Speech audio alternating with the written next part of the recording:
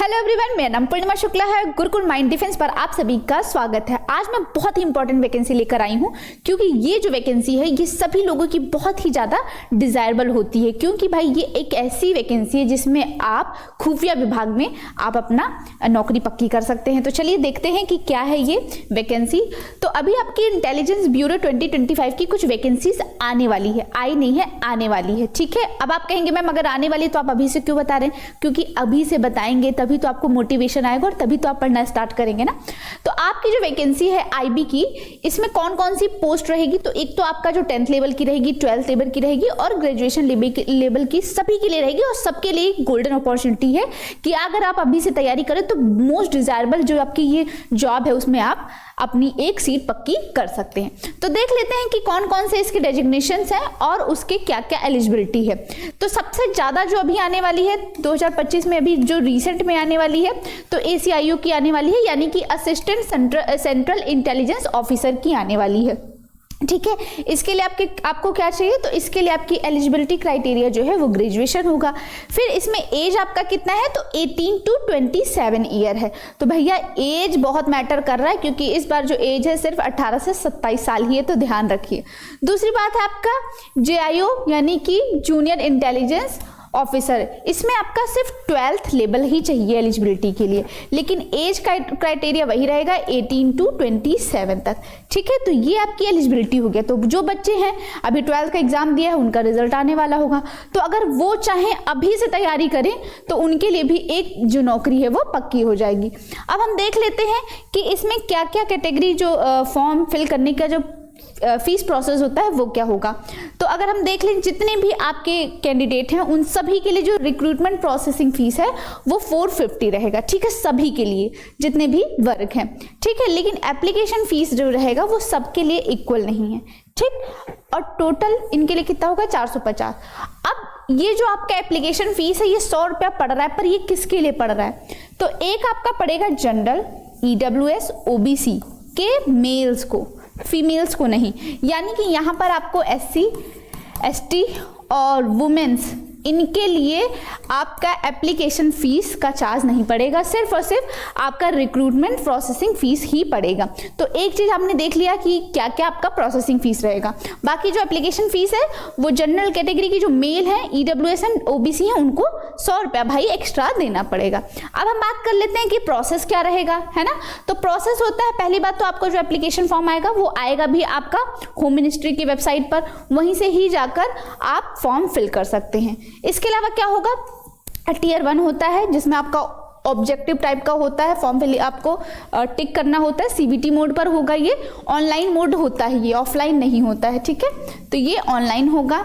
दूसरा आपका Tier 2 होगा जो कि डिस्क्रिप्टिव होता है, जिसमें आपको आंसर राइटिंग एंड ऑल करना होता है ना, और वो लिखना होता है, इंग्लिश पैराग्राफ वगैरह होता है, प्रेसी राइटिंग होती है, तो ये सब करना होता है। फिर Tier 3 होता है जो आपका इंटरव्यू बेस्ड होता है, जिसमें आपसे इंटरव्यू पूछा जाता है, आपका वाइवा वगैरह होता है, ये होता है। तो 3 ये प्रोसेस है, ठीक है।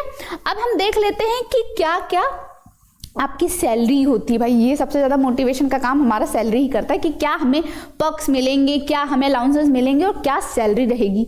और भैया पोस्टिंग आपको ना बहुत अच्छी अच्छी जगह मिलती है। ज़्यादातर जो इसकी पोस्टिंग्स होती है मेट्रो सिटीज़ में होती है, और मेट्रो सिटीज़ में अगर होती है तो आपका जो सैलरी पैकेज होता है वो भी ज़्यादा होता है। अगर मान लीजिए कि कुछ ऐसी सिटी हैं जहाँ पर मेट्रोज नहीं है, वहाँ पर अगर आपकी पोस्टिंग होती है तो उस हिसाब से आपका पेमेंट HRA वगैरह मिल जाता है।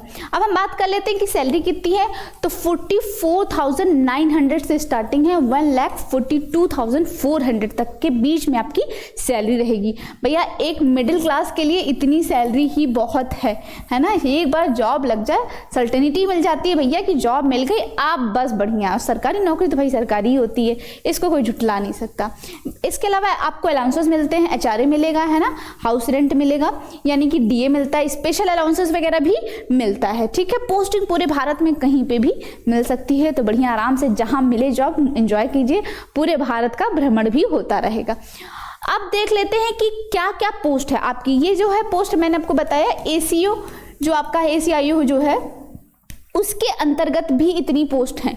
तो उसमें जो MTS लेवल की है उसमें कितनी है? 347 है।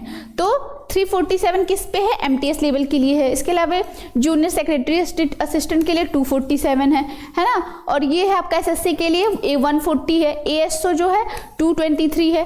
ये जो है ना, ये देखिए डिक्रीजिंग ऑर्डर में है, सॉरी इंक्रीजिंग ऑर्डर में है। यहाँ नीचे की पोस्टें जितनी भी हैं सारी हाईयर लेबर की है। सबसे छोटी पोस्ट ये रहेगी आपकी एमटीएस, फिर उसके नीचे ये उससे बड़ी, फिर उससे बड़ी ये, फिर उससे बड़ी ये, इस तरह। फिर एसएमटी 460, ACIO सेकंड की 897 और ACIO फर्स्ट की जो है 2253। तो आप लोगों को ये टारगेट करना है। इसके अलावा साथ ही साथ पैरेलल ये भी करते चलिए। और ऐसे एक्स उनकी कितनी होगी, टोटल मतलब कितनी हो जाएगी, 4657 सिर्फ आपकी IBACO के अंतर्गत आएगी, जिसमें और भी आपके जो डिपार्टमेंट है उसमें भी ये वैकेंसी है। तो बेटा अभी से पढ़ना स्टार्ट करो, जैसे कि एक नौकरी पक्की होगी। इस समय बहुत सारी वैकेंसी आ रही है और सबका मोस्टली सिलेबस जो है सेम ही है, चाहे आपका दरोगा का हो, चाहे आपका यूपी कांस्टेबल का हो, चाहे आपका IB का हो। तो अभी से पढ़िए, जैसे कि ये वो और कांस्टेबल तीनों में से कोई एक जॉब इस बार आपकी पक्की हो जाए। ठीक है, अब देख लेते हैं कि इसका क्या पेपर पैटर्न रहेगा। तो पेपर पैटर्न वगैरह की बात कर ले तो आपका जो टियर 1 होता है, जिसमें आपका वही MCQ फॉर्मेट रहेगा, है ना। 100 MCQs रहेंगे, 1 घंटा आपको टाइम पीरियड मिलेगा और 1/4 नेगेटिव मार्किंग भी रहेगी। ठीक है, इसमें क्या बोलते हैं, पासिंग मार्क्स जो मिनिमम चाहिए वो होता है जो आपका वो है रिजर्व कैटेगरी, उसके लिए 35, OBC के लिए 34 और SC ST के लिए 33 और EWS के लिए 35। आप कहेंगे मैम ये क्या है, तो देखो बेटा एक होता है ना जैसे कि अलग अलग सब्जेक्ट्स हैं, तो उसमें आपके किसी में ज़्यादा मार्क्स आए, किसी में कम आए, लेकिन एक क्राइटेरिया होता है कि मिनिमम इतना मार्क्स तो लेकर ही आना है, तो वो है ये। ठीक है, इसके अलावा टियर 2 आपका डिस्क्रिप्टिव होता है, रिटन होता है, यानी कि आप यहाँ ऐसे वगैरह लिखेंगे, है ना। ऐसे रहेगा आपका, इंग्लिश कॉम्प्रिहेंशन रहेगा, प्रेसी राइटिंग रहेगी, ये रहेगी। और टियर 3 मैंने आपको बता दिया आपका इंटरव्यू बेस्ड रहेगा। अब हम देख लेते हैं कि टियर 1 में क्या क्या पूछा जाता है। तो टियर 1 में आपका करंट अफेयर आता है 20 मार्क्स का, देख लो। फिर जनरल स्टडीज यानी कि आपका GK आएगा, वो कितने मार्क्स का रहेगा, तो वो भी आपका 20 मार्क्स का है। आपका न्यूमेरिकल एप्टीट्यूड है 20 मार्क्स का, रीजनिंग है 20 मार्क्स का और इंग्लिश लैंग्वेज है 20 मार्क्स का। तो यानी कि ये सारे सब्जेक्ट हैं।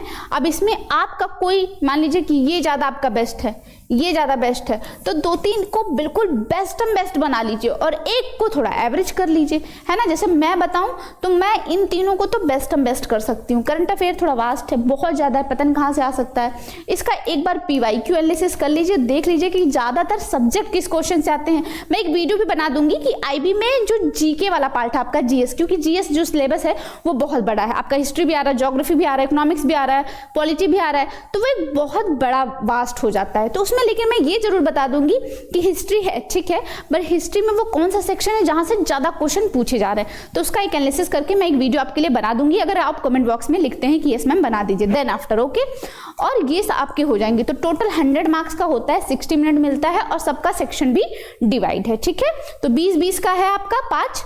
तो अगर इस तरह से भी करें तो मान लीजिए इसको 20 में से इसमें 15, इसमें 18, इसमें 18 कर लीजिए, इसमें 18 कर लीजिए, इसमें 10 ही कर लीजिए, तो तब भी आपका एक अच्छा स्कोर हो जाएगा, है ना। अब वो आपको स्ट्रेटेजी बनानी पड़ेगी। तो ये आपका टियर 1 हो गया। आप टियर 2 में देख लेते हैं। तो टियर 2 में आपका आता है एसे राइटिंग, है ना। जब प्रीलिम्स आपका क्वालिफाई हो जाएगा यानी कि टियर 1, तो एसे राइटिंग 30 मार्क्स का होता है, जिसके लिए प्रॉपर आपको 1 आवर दिया जाता है कि अच्छा सा आप एसे लिखिए। वो कोई भी आपको दे सकते हैं एसे, जैसे एसे में वो आपको दे सकते हैं सिचुएशन दे सकते हैं, या मान लीजिए सोशल लाइफ के बारे में दे सकते हैं कि कैसे आप लिख सकते हैं, या कोई ऐसा केस दे सकते हैं कि मान लीजिए कि आप वहां पर गए और आपको सीक्रेटली काम करना है तो आप कैसे करेंगे, उसका एक प्रॉपर एसे लिख कर दीजिए, ये हो सकता है। इसके अलावा कॉम्प्रिहेंशन और प्रेस से राइटिंग होगी, है ना। तो कॉम्प्रिहेंशन में कोई एक ऐसा पैराग्राफ दे दिया, फॉर एग्जाम्पल के लिए गांधी जी पर दे दिया, लिखना है आपको, तो वो करना होगा, प्रेस राइटिंग करना होगा, तो वो भी 20 मार्क्स का होगा। और टोटल टाइम आपको जो है ये 1 आवर टोटल टाइम है, सॉरी, है ना, इन दोनों को मिलाकर टोटल 1 आवर आपको मिलता है। तो ये आपका टियर 2 हो गया। फिर आपका आता है थर्ड आपका आएगा इंटरव्यू। तो आज के लिए इतना ही था। आई होप आपको ये वीडियो अच्छी लगी होगी तो लाइक और शेयर जरूर कर दीजिएगा। इसके अलावा अगर आप मुझे बताते हैं कि मैम अच्छे से एक्सप्लेन कर दीजिए कि किस किस सब्जेक्ट से कितना पढ़ना है, तो मैं उसके लिए एक सेपरेट वीडियो लेकर आऊंगी, आप अगर कमेंट बॉक्स में लिखते हैं, ठीक है। ये हमारा गुरुकुल माइंड का पेज, आप इसे फॉलो कर सकते हैं। ये टेलीग्राम आईडी है, फेसबुक आईडी, ये हमारा ऑफिशियल एड्रेस है, ओमिक्रॉन फर्स्ट, ग्रेटर नोएडा। आप यहाँ पर आकर विजिट कर सकते हैं, किसी तरीके की एडमिशन इंक्वायरी करना है वो पूछ सकते हैं। इसके अलावा ये हमारा कॉन्टैक्ट नंबर है 8882608880। कोई भी डिटेल पूछनी है, कोई कंफ्यूजन है रिगार्डिंग वैकेंसी, आपका प्रिपरेशन एंड ऑल, तो आप यहाँ कॉल कर सकते हैं। ये हमारी वेबसाइट है www.gurukulmind.com। इसके अलावा गुरुकुल माइंड डिफेंस का हमारा चैनल है, गुरुकुल माइंड का हमारा एक और चैनल है। आप उन दोनों चैनल पर जाकर क्विज अटेम्प्ट कर सकते हैं, वीडियोस देख सकते हैं, करंट अफेयर देख सकते हैं। इसके अलावा आपके लिए स्टैटिक जीके की एक MCQ सीरीज भी चल रही है, आप उसे भी देख सकते हैं, ठीक है। हमारे चैनल को लाइक शेयर सब्सक्राइब कर सकते हैं। अगर वीडियो अच्छा लगा होगा तो लाइक भी जरूर कीजिएगा। Thank you.